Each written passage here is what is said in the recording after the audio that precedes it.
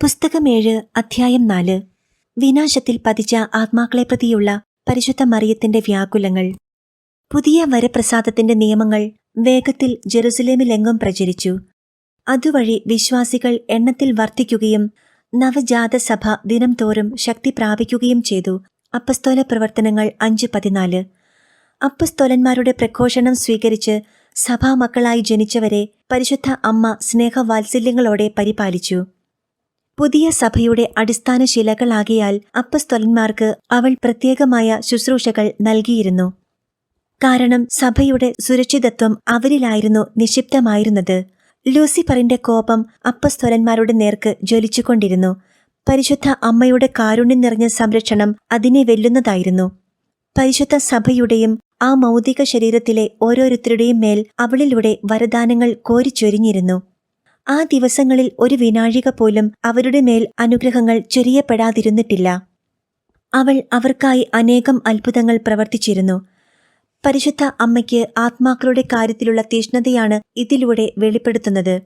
എല്ലാ അപ്പസ്തോലന്മാരെയും അവൾ ഒരുപോലെ സ്നേഹിക്കുകയും ശുശ്രൂഷിക്കുകയും ചെയ്തു.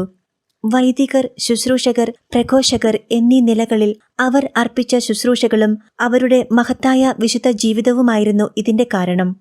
അവർ ജെറുസലേമിൽ ഉണ്ടായിരുന്ന കാലം മുഴുവൻ അവൾ അവരെ പരിചരിക്കുകയും അവർക്ക് വേണ്ട മാർഗനിർദ്ദേശങ്ങൾ നൽകുകയും ചെയ്തു. സഭ വളർച്ച പ്രാപിച്ചു തുടങ്ങിയതോടുകൂടി അവരുടെ ശുശ്രൂഷ ജെറുസലേമിന് പുറത്തേക്ക് വ്യാപിച്ചു. അനേകർക്ക് മാമോദിസ നൽകി സഭയിൽ അവരെ സ്വീകരിച്ചു. എന്നാൽ അവർ എപ്പോഴും ജെറുസലേമിലേക്ക് തന്നെ മടങ്ങിപ്പോന്നിരുന്നു. നടപടി പുസ്തകത്തിൽ പത്രോസ് ലിദായിലും ജാഫയിലും എത്തിയതും തബീത്ത എന്ന പെൺകുട്ടിയെ മരിച്ചവരിൽ നിന്ന് ഉയർപ്പിച്ചതും മറ്റനേകം അത്ഭുതങ്ങൾ പ്രവർത്തിച്ചതും നാം വായിക്കുന്നുണ്ടല്ലോ. വിശുദ്ധ ലൂക്കായുടെ വിവരണപ്രകാരം ഈ യാത്രകൾ നടക്കുന്നത് എസ്തപാനോസിന്റെ രക്തസാക്ഷിത്വത്തിന് ശേഷമാണ്. ഓരോ യാത്രയും കഴിഞ്ഞ് അപ്പസ്തോലന്മാർ സ്വർഗീയനാഥയുടെ പക്കലെത്തി തങ്ങളുടെ പ്രവൃത്തികളെല്ലാം അറിയിച്ചിരുന്നു. ഈ യാത്രകളുടെ അവസരങ്ങളിലെല്ലാം അവരുടെ പൊതുശത്രു എപ്പോഴും അവരെ തടസ്സപ്പെടുത്താനും ദിവ്യവചനത്തിന്റെ പ്രചാരണം തടയാനും ശ്രമിച്ചിരുന്നു. വിശ്വാസത്തെയും അതിന്റെ സദ്ഫലങ്ങളെയും തകർക്കാനായി വിശ്വാസികളെ പ്രകോപിപ്പിച്ച് അപ്പസ്തോലന്മാരുമായി തർക്കങ്ങളും കലാപങ്ങളും സൃഷ്ടിക്കാൻ നരകവ്യാളി നിരന്തരം പ്രവർത്തിച്ചിരുന്നു. പരിശുദ്ധ അമ്മയുടെ അരികിൽ നിന്നും അവർ ദൂരത്തായിരുന്നതിനാൽ അവരെ ആക്രമിക്കുന്നത് എളുപ്പമാണെന്ന് സാത്താൻ കരുതി. അപ്പസ്തോലന്മാർ വളരെ വിശുദ്ധിയുള്ളവരായിരുന്നിട്ട് പോലും മാലാഖമാരുടെ രാജ്ഞിയിൽ നിന്നും ദൂരെയായിരിക്കുന്നതിനാൽ അവരെ പ്രലോഭിപ്പിക്കാനും നിരായുധരാക്കാനും എളുപ്പമാണെന്ന് ലൂസിഫർ കരുതി. ജോബിന്റെ പുസ്തകത്തിൽ പറയുന്നത് പോലെ തന്റെ ഉദ്ധതമായ അഹന്തയാൽ ജോബ് 41:18 ഈ വ്യാളി ഇരുമ്പിനെ കച്ചിത്തുരുമ്പായും പിത്തളയെ ദ്രവിച്ച ചുള്ളിക്കമ്പായും കരുതി. അവന് അസ്ത്രത്തെയോ കുന്തത്തെയോ ഭയമില്ലായിരുന്നു. എന്നാൽ പരിശുദ്ധ മറിയത്തിന്റെ മുൻപിൽ അവൻ ചൂളിപ്പോയി. അതിനാൽ അപ്പസ്തോലന്മാരെ വീഴ്ത്താൻ അമ്മയുടെ സാന്നിധ്യത്തിൽ നിന്ന് അവർ അകലുന്ന സമയം പാർത്ത് അവൻ കാത്തിരുന്നു. എന്നാൽ അവളുടെ സംരക്ഷണം അവരിൽ നിന്നൊരിക്കലും പിൻവലിച്ചില്ല. അവളുടെ അത്ഭുത ജ്ഞാനത്തിന്റെ നിരീക്ഷണ ഗോപുരത്തിൽ നിന്നും സംരക്ഷണത്തിന്റെ വീഴ്ചകൾ എല്ലാ ദിക്കിലേക്കും നിരന്തരം പ്രസരിച്ചുകൊണ്ടിരുന്നു. ലൂസിഫറിന്റെ കുൽസിത ശ്രമങ്ങൾ ഓരോന്നും അവൾ അപ്പപ്പോൾ അറിയുകയും തന്റെ മക്കളുടെ രക്ഷയ്ക്കായി എപ്പോഴും ഓടിയെത്തുകയും ചെയ്തിരുന്നു. അപ്പസ്തോലന്മാരുമായി സംസാരിക്കാൻ സാധ്യമല്ലാതിരുന്ന സമയങ്ങളിൽ മാലാഖമാരെ അയച്ച് അവർക്ക് മുന്നറിയിപ്പും പ്രചോദനവും സാന്ത്വനവും സഹായവും നൽകി. ചില സമയങ്ങളിൽ പിശാചുക്കളെ ആട്ടിയകറ്റി അവയുടെ ആക്രമണത്തിൽ നിന്ന് അവർക്ക് രക്ഷ നൽകി. ഇക്കാര്യങ്ങളെല്ലാം മാലാഖമാർ സ്വർഗീയ രാജ്ഞിയുടെ ആജ്ഞപ്രകാരം കൃത്യമായി ചെയ്തു. ആവശ്യ സമയങ്ങളിൽ മാലാഖമാർ അതിമനോഹരവും ദീപ്തവുമായ ശരീരരൂപത്തിൽ അപ്പസ്തോലന്മാർക്ക് ദൃശ്യമായ രീതിയിൽ സഹായത്തിനണഞ്ഞു. അപ്പസ്തോലന്മാരുടെ ശുദ്ധതയും ജീവിത വിശുദ്ധിയുമനുസരിച്ച് അവർക്കാവശ്യമായ സാന്ത്വനവും പ്രോത്സാഹനവും നൽകുക എന്നതായിരുന്നു ഈ പ്രവൃത്തികളുടെ ലക്ഷ്യം. അവരുടെ എല്ലാ പ്രശ്നങ്ങളിലും പരിശുദ്ധ അമ്മ സഹായിയായി അവർക്കൊപ്പമുണ്ടായിരുന്നു. അവൾ അവർക്കായി കൃതജ്ഞതാസ്തോത്രങ്ങളും പ്രാർത്ഥനകളും നിരന്തരം അർപ്പിച്ചുകൊണ്ടുമിരുന്നു. കുടുംബത്തിന്റെ അമ്മ എന്ന നിലയിൽ എല്ലാവരെയും അവൾ പരിപോഷിപ്പിച്ചു. തന്റെ കരങ്ങളാൽ അധ്വാനിച്ച് കർത്താവിന്റെ മുന്തിരിത്തോട്ടം അവൾ നട്ടുവളർത്തി. മറ്റെല്ലാ വിശ്വാസികൾക്കും അവരവരുടെ ആവശ്യങ്ങൾക്കനുസൃതം അവൾ സഹായം നൽകിക്കൊണ്ടിരുന്നു. ജെറുസലേമിലും പരിസരങ്ങളിലും സഭയിലേക്ക് ചേർക്കപ്പെട്ടിരുന്നവരെ അവരുടെ കഷ്ടപ്പാടുകളിൽ അമ്മ സഹായിച്ചു. അനേകരെ മാറാരോഗങ്ങളിൽ നിന്ന് വിമുക്തരാക്കി. അത്ഭുത പ്രവർത്തനങ്ങളിലൂടെ രോഗശാന്തി സാധ്യമല്ലാതിരുന്നവരെ അമ്മ സന്ദർശിക്കുകയും വ്യക്തിപരമായി സഹായിക്കുകയും ചെയ്തു. ദരിദ്രരെ പ്രത്യേകമായി ശ്രദ്ധിച്ചു. അമ്മ കിടപ്പു രോഗികളുടെ അരികിലെത്തി അവർക്ക് ഭക്ഷണം കൊടുക്കുകയും അവരെ വൃത്തിയാക്കുകയും ചെയ്തു. താൻ അവരുടെയെല്ലാം ദാസിയാണെന്നും രോഗികളോടൊപ്പം താനും രോഗിയെപ്പോലെയാണെന്നും അവൾ കാണിച്ചു കൊടുത്തു. തന്റെ സഹായം തേടി വരുന്നവരുടെ മോശമായ ജീവിത സാഹചര്യങ്ങളിലേക്ക് നോക്കാതെ എല്ലാവരെയും അവൾ ഒരുപോലെ പരിഗണിച്ചു. എത്ര ഉദാത്തമായിരുന്നു അവളുടെ വിനയവും ഉപവിയും സേവന വ്യഗ്രതയും!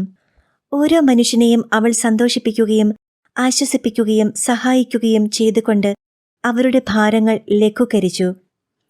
തന്നിൽ നിന്നും ഏറെ ദൂരെയായിരിക്കെ നേരിൽ കണ്ട് സഹായിക്കാൻ കഴിയാതിരുന്നവർക്ക് തന്റെ മാലാഖമാരെ അയച്ച് സഹായം എത്തിച്ചു കൊടുത്തു. മരണാസന്നരെ തന്റെ മാതൃവിശേഷമായ സ്നേഹത്താൽ അവൾ ആശ്വസിപ്പിച്ചു. അവരെ സമീപിച്ച് അവരുടെ നിത്യരക്ഷ ഉറപ്പാകും വരെ അവരോടൊപ്പം അവൾ പ്രാർത്ഥനയിൽ ചെലവഴിച്ചു. ശുദ്ധീകരണ സ്ഥലം പൂകിയ ആത്മാക്കൾക്കായി അവൾ പ്രായശ്ചിത്ത പ്രവൃത്തികൾ ചെയ്തു. കുരിശാകൃതിയിൽ സാഷ്ടാംഗ പ്രണാമം ചെയ്തും മുട്ടുകുത്തി പ്രാർത്ഥിച്ചും മറ്റു ഭക്തകൃത്യങ്ങൾ അനുഷ്ഠിച്ചും ശുദ്ധീകരണ ആത്മാക്കളെ നീതീകരിച്ച് രക്ഷയിലെത്തിച്ചു. തന്റെ പ്രാർത്ഥനയും പ്രായശ്ചിത്ത പ്രവൃത്തികളും പൂർത്തിയാക്കിയ ഉടൻ അവൾ തന്റെ മാലാഖമാരിൽ ഒരാളെ ശുദ്ധീകരണ ആത്മാക്കളുടെ പക്കലേക്കയച്ചു. ആ മാലാഖ അവരെ സ്വർഗത്തിലെത്തിച്ച് പുത്രന്റെ രക്തത്താൽ വിലയ്ക്ക് വാങ്ങിയ ആത്മാക്കളായി അവരെ സമർപ്പിച്ചു. താൻ ഭൂമിയിലായിരുന്ന കാലമത്രയും സ്വർഗീയ രാജ്ഞി ഈ സന്തോഷം അനേകർക്ക് വാങ്ങിക്കൊടുത്തു. ഇക്കാലത്തും അമ്മയുടെ സാമീപ്യം അർഹിക്കും വിധം ജീവിക്കുന്നവർക്ക് അവളുടെ സഹായം എപ്പോഴും ലഭ്യമാണ്. പരിശുദ്ധ അമ്മയുടെ നിരവധിയായ സഹായങ്ങൾ ലഭ്യമായവരുടെ കഥകൾ വിസ്താരഭയത്താൽ ചുരുക്കുന്നു. നീചവ്യാളിയുടെ വായിൽ നിന്ന് ഒരു പെൺകുട്ടിയെ എപ്രകാരമാണ് അവൾ രക്ഷിച്ചതെന്ന കാര്യം മാത്രം ഇവിടെ രേഖപ്പെടുത്താം. ആദ്യമായി വചനം കേട്ട് മാനസാന്തരപ്പെട്ട് മാമോദീസ സ്വീകരിച്ച 5000 പേരിൽ ഒരാൾ ഒരു പാവപ്പെട്ട കുടുംബത്തിൽ ജനിച്ച ഒരു പെൺകുട്ടിയായിരുന്നു. ഈ കുട്ടി വീട്ടുജോലികൾ ചെയ്ത് അതിന്റെ വ്യഗ്രതകളിൽ വലഞ്ഞ് രോഗിയായി തീരുകയും അനേകം നാൾ രോഗശമനം കിട്ടാതെ വലയുകയും ചെയ്തിരുന്നു. ഈ അവസ്ഥയുടെ ഫലമെന്നോണം അവൾ ആത്മീയ കാര്യങ്ങളിൽ ഉദാസീനയാകുകയും മാമോദീസയിൽ ലഭിച്ച പ്രസാദവരം അപകടത്തിലാക്കും വിധം ചില പാപങ്ങൾ ചെയ്യുകയും ചെയ്തു. ആത്മാക്കളുടെ വിനാശത്തിൽ എപ്പോഴും ജാഗരൂകനായ ലൂസിഫർ ഈ പെൺകുട്ടിയെ അപകടപ്പെടുത്താനായി അതിക്രൂരമായി അവളെ ആക്രമിച്ചു. ദൈവം അതിന് അവനെ അനുവദിച്ചിരുന്നു. അതിനു കാരണം തന്റെയും പരിശുദ്ധ അമ്മയുടെയും മഹത്വത്തിന് അതിടയാക്കുമെന്നതാണ്. പിശാച് ഒരു സ്ത്രീ രൂപത്തിൽ അവൾക്ക് പ്രത്യക്ഷനായി മുഖസ്തുതികളാൽ പെൺകുട്ടിയെ വശത്താക്കി. ക്രൂശിതനെ പ്രഘോഷിക്കുന്നവരിൽ നിന്നും ഓടിയകലാൻ അവളെ പ്രേരിപ്പിച്ചു. അവർ പറയുന്നതൊന്നും വിശ്വസിക്കരുതെന്നും അവർ പറയുന്നത് വ്യാജമതമാണെന്നും അവൻ പറഞ്ഞു. തന്റെ ഉപദേശമനുസരിച്ച് അവൾ പ്രവർത്തിച്ചില്ലെങ്കിൽ പുരോഹിതന്മാരും ന്യായാധിപന്മാരും ചേർന്ന് അവളെ ശിക്ഷിക്കും. എന്നാൽ തന്നെ അനുസരിക്കുമെങ്കിൽ അവൾ അപകടത്തിൽപ്പെടുകയില്ല, സമാധാനം ലഭിക്കുകയും ചെയ്യും. അപ്പോൾ പെൺകുട്ടി അവനോട് പറഞ്ഞു, നീ പറയുന്നത് ഞാൻ വിശ്വസിക്കാം. എന്നാൽ ആ സ്ത്രീ പുരുഷന്മാർക്കൊപ്പം ഞാൻ എപ്പോഴും കാണുന്ന ശാന്തശീലയും ദയയുള്ളവളുമായ ആ സ്ത്രീയുടെ കാര്യമെന്താണ്? എനിക്ക് അവളുടെ സന്മനസ് ഒത്തിരി ഇഷ്ടമാണ്. അപ്പോൾ സാത്താൻ അവളോട് ഇപ്രകാരം മറുപടി പറഞ്ഞു, നീ ഇപ്പോൾ പറഞ്ഞ ആ സ്ത്രീ അവരുടെ കൂട്ടത്തിൽ വച്ച് ഏറ്റവും മോശമാണ്. മറ്റുള്ളവരെക്കാളധികം നീ അവളെ അനിവാര്യമായും ഒഴിവാക്കേണ്ടതാണ്. അവൾ ഒരുക്കുന്ന കെണിയിൽ നിന്ന് രക്ഷപ്പെടാൻ നീ എത്രയും വേഗം അവളിൽ നിന്ന് അകലണം. പുരാതന കാലം മുതലുള്ള വിഷസർപ്പത്തിന്റെ കാളകൂടത്താൽ ബാധിക്കപ്പെട്ട് മാടപ്രാവിനെ പോലെ നിഷ്കളങ്കിയായിരുന്ന ഈ പെൺകുട്ടിയുടെ ആത്മാവ് നിത്യമരണത്തിന്റെ വക്കിലെത്തി. അവൾ പൂർവാധികം രോഗമൂർച്ചയിലെത്തി. അകാല മരണം പ്രാപിക്കുന്നതിന്റെ ലക്ഷണങ്ങൾ കാണിക്കുകയും ചെയ്തു. 72 ശിഷ്യന്മാരിലൊരാൾ പെൺകുട്ടിയുടെ അപകടാവസ്ഥ തിരിച്ചറിഞ്ഞ് അവളുടെ അരികിലെത്തി. തന്റെ കൂട്ടത്തിലുള്ള ഒരു വിശ്വാസി പെൺകുട്ടിയുടെ രോഗവിവരവും ആസന്ന മരണാവസ്ഥയും ഈ ശിഷ്യനെ അറിയിച്ചിരുന്നു. അവളെ ആശ്വസിപ്പിക്കാനെത്തിയ ശിഷ്യനെ സ്വീകരിക്കാനോ അദ്ദേഹത്തോട് പ്രതികരിക്കാനോ ആവാത്ത വിധം പെൺകുട്ടി പൈശാചിക ബന്ധനത്തിലായിരുന്നു. ശിഷ്യൻ തന്റെ സർവശക്തിയോടും കൂടി അവളോട് വചനം പ്രഘോഷിച്ചെങ്കിലും രോഗി തന്റെ കാതുകൾ അടയ്ക്കുകയും ശ്രവിക്കാതിരിക്കുകയും ചെയ്തു. ഇതിന്റെ കാരണം മനസ്സിലായില്ലെങ്കിലും അവളുടെ ആത്മാവ് വലിയ അപകടത്തിലാണെന്ന് അപ്പസ്തോലൻ തിരിച്ചറിഞ്ഞു. തിടുക്കത്തിൽ അദ്ദേഹം ഈ വിവരം വിശുദ്ധ യോഹന്നാനെ അറിയിച്ചു. യോഹന്നാൻ ഉടൻ തന്നെ പുറപ്പെട്ടു ചെന്ന് നിത്യജീവന്റെ വചനങ്ങൾ അവളോട് പ്രസംഗിച്ചു. എന്നാൽ ആ പെൺകുട്ടി മറ്റേ ശിഷ്യനെ നേരിട്ടതുപോലെ തന്നെ യോഹന്നാനെയും നേരിട്ടു.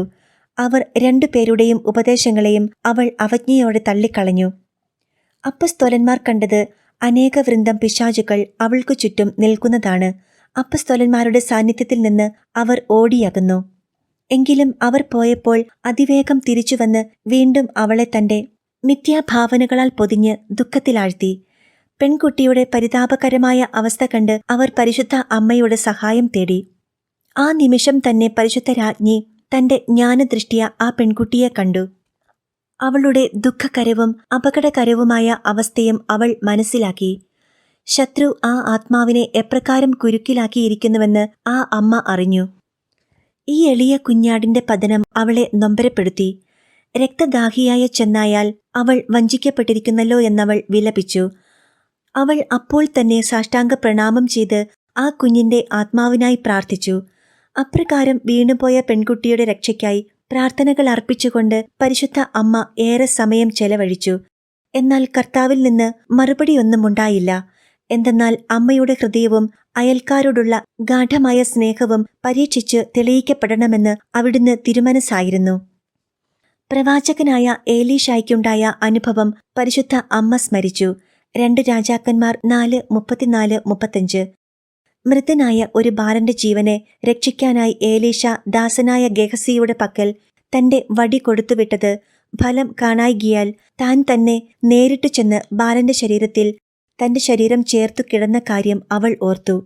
ആ ബാലികയെ സാത്താൻ പാപത്തിന്റെ കയത്തിലാഴ്ത്തി മയക്കി കിടത്തിയിരിക്കുന്നു. അതിൽ നിന്ന് അവളെ പുറത്തു കൊണ്ടുവരാൻ മാലാഖയ്ക്കോ അപ്പസ്തോലനോ സാധിച്ചില്ല. ആയതിനാൽ താൻ തന്നെ നേരിട്ടു ചെന്ന് അവളെ സുഖപ്പെടുത്താൻ പരിശുദ്ധ അമ്മ നിശ്ചയിച്ചു. ഈ തീരുമാനത്തെ പ്രാർത്ഥനയിലൂടെ അവൾ കർത്താവിന് സമർപ്പിച്ചു.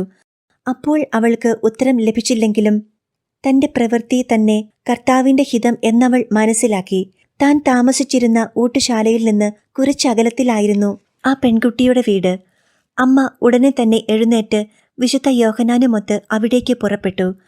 അവൾ പുറപ്പെടാനിരിക്കെ തന്നെ കർത്താവ് തന്റെ മാലാഖമാരെ അവിടേക്കയച്ച് അമ്മയെ ലക്ഷ്യത്തിലേക്ക് സംവഹിക്കാനുള്ള ഉത്തരവ് കൊടുത്തിരുന്നു. കർത്താവിൽ നിന്ന് തനിക്ക് സന്ദേശമൊന്നും ലഭിക്കായികയാൽ അവൾ മാലാഖമാരോട് എന്താണിതിന്റെ അർത്ഥമെന്ന് ആരാഞ്ഞു. അവർ ഇപ്രകാരം മറുപടി പറഞ്ഞു: ഞങ്ങൾക്കു നിന്നെ ഞങ്ങളുടെ കൈകളാൽ സംവഹിക്കാനാകുമെന്നതുകൊണ്ട് ഈ നഗരത്തിൽ കൂടി നീ പദയാത്ര ചെയ്യേണ്ട കാര്യമില്ല. അത് അനുചിതവുമത്രേ. ഉടൻ തന്നെ അവർ മേഘമാലകളാൽ രൂപപ്പെടുത്തിയ ഒരു സിംഹാസനത്തിൽ അവളെ സംവഹിച്ച് രോഗിണിയുടെ കിടക്കിക്കരികിലേക്ക് ആനയിച്ചു. മരണാസന്നയായ ആ പെൺകുട്ടി മൂകയായി പിശാചുക്കളാൽ വലയം ചെയ്യപ്പെട്ടു കിടന്നു. അവർ അവളുടെ ആത്മാവിനെ തട്ടിയെടുക്കാൻ കാത്തിരിക്കുകയായിരുന്നു. എന്നാൽ മാലാഖമാരുടെ രാജ്ഞി അവിടെ പ്രത്യക്ഷയായപ്പോൾ അവിടെയുണ്ടായിരുന്ന ദുഷ്ടാരൂപികൾ ഒന്നാകെ അശനിപാതത്തിന്റെ വേഗതയിൽ ഒരാൾ മറ്റൊരാൾക്കുമീതെ മറിഞ്ഞു വീഴും വിധം തിരക്കിട്ടോടി. പരിശുദ്ധ രാജ്ഞി അവരോട് ഇനി തന്റെ ഉത്തരവ് ലഭിക്കും വരെ നരകത്തിലേക്ക് പോകാൻ ആജ്ഞാപിച്ചു. അവർക്ക് അനുസരിക്കുകയേ തരമുണ്ടായിരുന്നുള്ളൂ. എന്തെന്നാൽ അവർക്ക് അവളുടെ മുൻപിൽ പ്രതിരോധിച്ചു നിൽക്കാൻ ഒരിക്കലും കഴിയുകയില്ല. എത്രയും കരുണ നിറഞ്ഞ അമ്മ ആ രോഗിണിയുടെ അരികിലെത്തി. അവളുടെ കരം ഗ്രഹിച്ച് അവൾക്ക് സാന്ത്വന വചസ്സുകൾ നൽകി. ജീവന്റെ വചനങ്ങൾ അവൾ കേകി. ആ നിമിഷത്തിൽ ആ ബാലികയിൽ വലിയൊരു മാറ്റം സംഭവിച്ചു. അവളുടെ ശ്വാസതടസ്സം മാറി അവൾ പൂർണ്ണ ആരോഗ്യം പ്രാപിച്ചു. അവൾ പരിശുദ്ധ അമ്മയോട് ഇപ്രകാരം പറഞ്ഞു: എന്റെ അമ്മേ, ഒരു സ്ത്രീ എന്റെ അടുക്കൽ വന്നിരുന്നു. ഈശോയുടെ ശിഷ്യന്മാർ നുണ പറഞ്ഞ് എന്നെ ചതിക്കുകയാണെന്ന് പറഞ്ഞ് അവൾ എന്നെ വിശ്വസിപ്പിച്ചു. അതുകൊണ്ട് അവരിൽ നിന്നും നിന്നിൽ നിന്നും എത്രയും വേഗം അകലുന്നതാണ് നല്ലതെന്ന് അവർ ഉപദേശിച്ചു. അങ്ങനെ ചെയ്യാതെ ഇവരുടെ മാർഗത്തിൽ സഞ്ചരിച്ചാൽ എനിക്ക് വളരെ ദുരിതമുണ്ടാകുമെന്ന് മുന്നറിയിപ്പും തന്നിരുന്നു. ഇതു കേട്ട രാജ്ഞി അവളോട് ഇപ്രകാരം മറുപടി പറഞ്ഞു: എന്റെ മകളെ, നിന്റെ മുൻപിൽ സ്ത്രീയായി കാണപ്പെട്ട ആ രൂപം എന്റെ ശത്രുവായ സാത്താനാണ്. ഞാൻ വരുന്നത് അത്യുന്നതന്റെ നാമത്തിൽ നിനക്ക് നിത്യജീവൻ പ്രദാനം ചെയ്യാനാണ്. നീ സ്വീകരിച്ച സത്യവിശ്വാസത്തിലേക്ക് നിന്നെ തിരികെ കൊണ്ടുപോകാനാണ്. നീ തിരികെ വരിക. നീ സ്വീകരിച്ച വിശ്വാസം തിരിച്ചു പിടിക്കുക.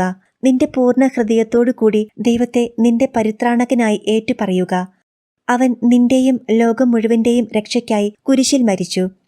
അവന്റെ നാമം വിളിച്ചപേക്ഷിക്കുകയും അവനെ ആരാധിക്കുകയും അവനോട് നിന്റെ പാപങ്ങൾക്ക് പൊറുതി അപേക്ഷിക്കുകയും ചെയ്യുക. ഇവയെല്ലാം ഞാൻ മുൻപ് വിശ്വസിച്ചിരുന്ന കാര്യങ്ങളാണ് എന്നവൾ മറുപടി പറഞ്ഞു. അത് ചീത്തയാണെന്നും എന്റെ വിശ്വാസമേറ്റു പറയുന്നത് വിനാശകരമാണെന്നും എന്നെ ശിക്ഷിക്കുമെന്നും ആ സ്ത്രീ പറഞ്ഞു. സ്വർഗീയ അധ്യാപിക അവൾക്കപ്പോൾ മറുപടി നൽകി, എന്റെ വത്സലമകളെ, ഇത് ചതിയാണ്. ഇതിനെ നീ അശേഷം ഭയപ്പെടേണ്ട. യഥാർത്ഥത്തിൽ നീ ഭയപ്പെടേണ്ടത് പിശാചുക്കൾ നിന്നെ കൊണ്ടറിയാൻ ആഗ്രഹിക്കുന്ന നരകത്തിന്റെ പീഡനങ്ങളെയാണ്. നീ ഇപ്പോൾ മരണത്തിന്റെ വക്കിലാണ്. ഞാൻ നിനക്ക് തരുന്ന ഔഷധം നീ സ്വീകരിക്കുക. എന്നെ നീ വിശ്വസിക്കുക മാത്രം ചെയ്യുക. അങ്ങനെ ചെയ്താൽ നീ നിത്യ അഗ്നിയിൽ നിന്ന് രക്ഷ പ്രാപിക്കും. എന്തെന്നാൽ നിന്റെ തെറ്റുകൾ തന്നെ നിനക്ക് ഭീഷണിയായി തീർന്നിരിക്കുന്നു. പരിശുദ്ധ മറിയത്തിന്റെ ഈ ഉപദേശത്താൽ ആ പെൺകുട്ടിക്ക് അഗാധമായ മനസ്താപമുണ്ടായി. അവളിൽ നിന്നും അനുതാപത്തിന്റെ കണ്ണീരൊഴുകി. അവൾ പരിശുദ്ധ കന്യകയെ സ്തുതിക്കുകയും അവളുടെ സഹായം യാചിക്കുകയും ചെയ്തു. താൻ ഉൾപ്പെട്ടിരിക്കുന്ന അപകടാവസ്ഥയിൽ നിന്ന് തന്നെ രക്ഷിക്കണമേ എന്ന് അവൾ പ്രാർത്ഥിച്ചു. അമ്മയുടെ എല്ലാ ആജ്ഞകളും ശിരസാ വഹിക്കുന്നതിന് അവൾ സന്നദ്ധയായി. സ്നേഹനിധിയായ അമ്മ അവളെക്കൊണ്ട് യേശുക്രിസ്തുവിലുള്ള വിശ്വാസം ഏറ്റുപറയിച്ചു. കുമ്പസാരത്തിനുള്ള തയ്യാറെടുപ്പെന്ന രീതിയിൽ അവളെക്കൊണ്ട് പ്രായശ്ചിത്തം ചെയ്യിപ്പിച്ചു. ഒപ്പം തന്നെ അപ്പസ്തോലന്മാർക്ക് ആളയച്ച് അവൾക്ക് കൂദാശ നൽകാനും ഏർപ്പാടാക്കി. രോഗിണിയായ ആ പെൺകുട്ടി പ്രായശ്ചിത്തത്തിന്റെ മുറകൾ അമ്മ പറഞ്ഞതിൻ പ്രകാരം അനുഷ്ഠിക്കുകയും ഈശോയുടെയും മറിയത്തിന്റെയും നാമങ്ങൾ ഉരുവിട്ട് പരിശുദ്ധ അമ്മയുടെ കരങ്ങളിൽ കിടന്ന് നിത്യവിശ്രമത്തിലേക്ക് പ്രവേശിക്കുകയും ചെയ്തു. സ്വർഗീയ രാജ്ഞിയുടെ വചസ്സുകൾ. എന്റെ മകളെ ശ്രദ്ധിക്കുക. ഈ അധ്യായത്തിൽ നീ കേട്ടത് പ്രത്യേകിച്ചും വിനാശത്തിൽ പതിച്ച ആത്മാക്കളെ ഓർത്ത് ഞാൻ അനുഭവിച്ച കൈപ്പേറിയ വ്യാകുലത്തെപ്പറ്റിയായിരുന്നല്ലോ. അതിനാൽ എന്നെ ഇക്കാര്യത്തിലും കൃത്യമായി അനുകരിക്കാൻ വേണ്ടി നിന്റെയും മറ്റുള്ളവരുടെയും ആത്മരക്ഷയ്ക്കായി എന്തു ചെയ്യണമെന്ന് നീ ചിന്തിക്കുക. ഞാനിത് നിന്നിൽ നിന്നും ആവശ്യപ്പെടുന്നു. ശാപഗ്രസ്തരായി നരകത്തിൽ പതിക്കാനിടയുള്ള ആത്മാക്കളെ രക്ഷിക്കുന്നതിനായി ഏതുതരം കഷ്ടതയും മരണം തന്നെയും വരിക്കാൻ ഞാൻ സന്നദ്ധയാണ്. എന്റെ ഉപവിയുടെ ധന്യതയിൽ ഏതുതരം സഹനങ്ങളെയും എനിക്ക് മാധുര്യമായി കരുതാനാകും. അതിനാൽ ഇത്തരത്തിലുള്ള ദുഃഖത്താൽ നീ മരിച്ചില്ലെങ്കിലും നിനക്കു കർത്താവ് ഈ ലക്ഷ്യത്തിനായി അയച്ചു തരുന്ന സഹനങ്ങൾ നീ സന്തോഷത്തോടെ സ്വീകരിക്കണം. തന്നെയുമല്ല, നിന്റെ അയൽക്കാരെ പാപത്തിൽ നിന്ന് രക്ഷിക്കുന്നതിനായി നീ കഠിനമായി പ്രയത്നിക്കുകയും വേണം. ഈ ലക്ഷ്യം നീ വേഗത്തിൽ നേടിയില്ലെങ്കിലും കർത്താവ് നിന്റെ പ്രാർത്ഥനകളെ ശ്രവിച്ചില്ലെന്ന് തോന്നുന്ന വേളകളിലും നീ ഭഗ്നാശിയാകരുത്. പകരം നിന്റെ പ്രത്യാശയെ സജീവമാക്കുകയും മടുപ്പില്ലാതെ നിന്റെ ശ്രമങ്ങൾ തുടരുകയും വേണം. എന്തെന്നാൽ ഇപ്രകാരമുള്ള വ്യഗ്രത കർത്താവിനെ തീർച്ചയായും സന്തോഷിപ്പിക്കും. കാരണം അവൻ നിന്നേക്കാൾ അത്രയധികമായി താൻ രക്ഷിച്ചവരുടെ നിത്യരക്ഷയെ പ്രതി ആകാംക്ഷയുള്ളവനാണ്. എന്നാൽ നിന്റെ പ്രാർത്ഥനകൾ ശ്രവിക്കപ്പെടാത്തപ്പോഴും എളിമയോടും വിവേകത്തോടും നിന്റെ പ്രാർത്ഥനകൾ നവീകരിക്കുക. ഇടതടവില്ലാതെ നീ പ്രാർത്ഥിക്കണം. അത്യുന്നതൻ ഇപ്രകാരമുള്ള ഉപവിപ്രവൃത്തികളിൽ സന്തോഷിക്കുന്നവനാണ്. അവൻ പാപിയുടെ മരണമല്ല ആഗ്രഹിക്കുന്നത്. എസക്കിയേൽ 33:11. അവൻ തന്റെ സൃഷ്ടികളെ ശപിച്ചു തള്ളുന്നവനല്ല. പ്രത്യുത അവൻ സ്വാഭീഷ്ടപ്രകാരം നിത്യനാശം തെരഞ്ഞെടുത്താൽ അവന് അവരെ രക്ഷിക്കാനാകാതെ വരും. താൻ മനുഷ്യർക്ക് കനിഞ്ഞു നൽകിയ ഇച്ഛാശക്തിയും സ്വാതന്ത്ര്യവും അവന്റെ നീതിയുടെ ഭാഗമാണ്. അതിനാൽ സ്വയം തിരഞ്ഞെടുക്കാനുള്ള സ്വാതന്ത്ര്യം അവൻ അവർക്ക് നൽകിയിരിക്കുന്നു. അത് നിഷേധിക്കുക അവിടുത്തെ സ്വഭാവത്തിലുള്ളതല്ല. നിന്റെ യാചനകളെ നീ പരിമിതപ്പെടുത്തരുത്. എല്ലാ ഭൗതിക കാര്യങ്ങളെയും സംബന്ധിച്ച് അവിടുത്തെ തിരുവിഷ്ടം എപ്പോഴും നിവർത്തിക്കാനായി പ്രാർത്ഥിക്കുക. നിന്റെ സഹോദരരുടെ നിത്യരക്ഷയ്ക്കായി നീ ഇത്ര തീഷ്ണതയോടെ പ്രാർത്ഥിക്കുന്നെങ്കിൽ നിന്റെ തന്നെ ആത്മരക്ഷയ്ക്കായി നീ എത്രയധികം തീഷ്ണതയോടെ പ്രാർത്ഥിക്കേണ്ടിയിരിക്കുന്നു. നിന്റെ അമ്മയെന്ന നിലയ്ക്ക് ഞാൻ നിനക്ക് ഒരു മുന്നറിയിപ്പ് തരുന്നു. മാനുഷിക ദൗർബല്യങ്ങളും പ്രലോഭനങ്ങളും നിന്നെ പാപം ചെയ്യാൻ പ്രേരിപ്പിക്കുമ്പോൾ മനുഷ്യ പാപമോർത്തുള്ള എന്റെ വ്യാകുലതയും കണ്ണീരും നീ ഓർമ്മിക്കണം. എന്റെ ഏറ്റവും പ്രിയമുള്ളവളെ, നീ ആ ദുഃഖം എനിക്ക് നൽകരുത്. എന്റെ പാഠശാലയിൽ പരിപൂർണതയുടെ പാഠങ്ങൾ പഠിക്കാൻ ഞാൻ നിനക്ക് അവസരം നൽകിയിരിക്കുകയല്ലേ. ഈ കാര്യത്തിൽ നീ വിശ്വസ്തയല്ലാതിരുന്നാൽ നിന്നിലൂടെ എന്റെ പുത്രൻ പൂർത്തിയാക്കാൻ ആഗ്രഹിക്കുന്ന തന്റെ പദ്ധതി സാധ്യതമാകാതെ വരും. അങ്ങനെ നീ അവനെ പ്രസാദിപ്പിക്കുന്നത് കണ്ട് സന്തോഷിക്കാൻ എനിക്ക് കഴിയാതെ വരും. നിനക്ക് ദൈവം നൽകുന്ന ദിവ്യപ്രകാശത്തിൽ നീ ചിന്തിക്കുക.